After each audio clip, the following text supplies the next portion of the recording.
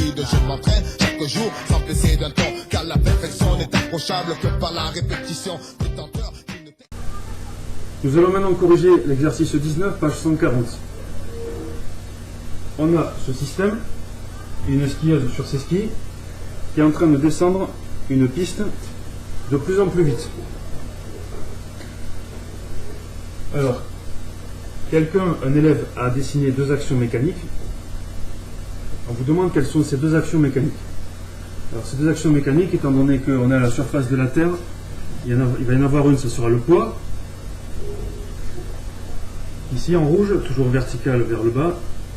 Et ensuite, étant donné que le skieur est sur une piste, la piste le retient, l'empêche de s'enfoncer, donc la piste va exercer une réaction, qui est représentée en vert, ici.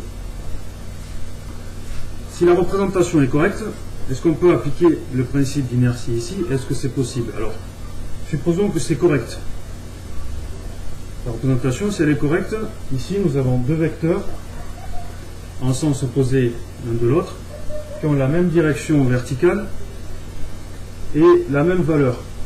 Donc si on fait la somme des deux, cela signifie que la résultante des forces qui s'exercent sur le système, ici elle vaut 0. Donc ces forces se compensent. Si elles se compensent d'après la première loi de Newton, cela signifie que le skieur est nécessairement en mouvement rectiligne uniforme ou alors au repos. Or, on nous dit dans l'énoncé qu'il descend de plus en plus vite. Donc il a un mouvement rectiligne et accéléré. Donc ici, ce n'est pas possible.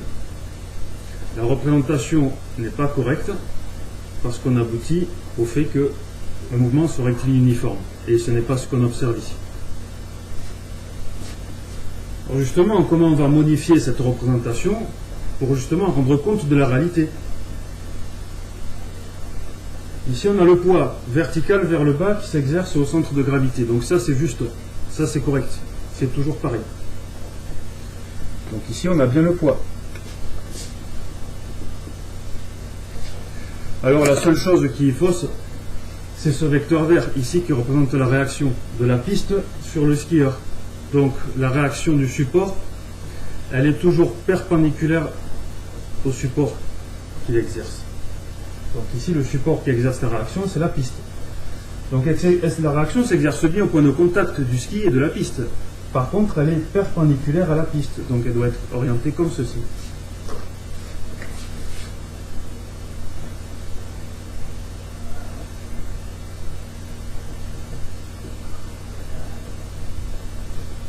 La réaction doit être perpendiculaire à la piste. Et là, maintenant, la représentation est correcte.